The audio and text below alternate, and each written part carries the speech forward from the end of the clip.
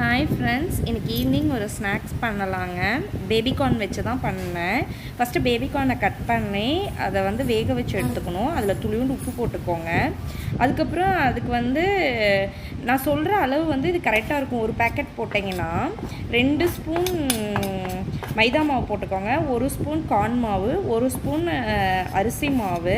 நான் வச்சுருக்க ஸ்பூனில் வந்து 1/2 ஸ்பூன் வந்து மிளகாய்த்தூள் போட்டிருக்கேன், 1/2 ஸ்பூன் வந்து இஞ்சி பூண்டு பேஸ்ட் போட்டிருக்கேன். தேவைக்கேற்ப உப்பு போட்டுக்கோங்க. நான் வந்து அந்த சின்ன பேக்கெட் தான் வாங்கினேன். அந்த 30 ருபீஸில் இருக்கும்ல, அந்த பேக்கெட்டுக்கு வந்து இந்த அளவு வந்து கரெக்டாக இருக்குங்க.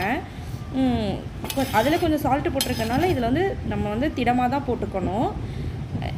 இஞ்சி பூண்டு பேஸ்ட் போட்டுட்டு அதுக்கப்புறம் நீங்கள் வந்து லீவ்ஸ் எல்லாமே போட்டுக்கலாம். கொத்தமல்லி தழை, லெமன் புழிஞ்சுக்கோங்க, கொத்தமல்லி போட்டுக்கலாம், புதினா, கருவேப்பிலை எல்லாம் ஃப்ரெஷ்ஷாக இருந்தால் போடுங்க, இல்லைன்னா போடக்கூடாது. என்கிட்ட கொத்தமல்லி மட்டும்தான் ஃப்ரெஷ்ஷாக இருந்துச்சு, அதனால் போட்டேன்.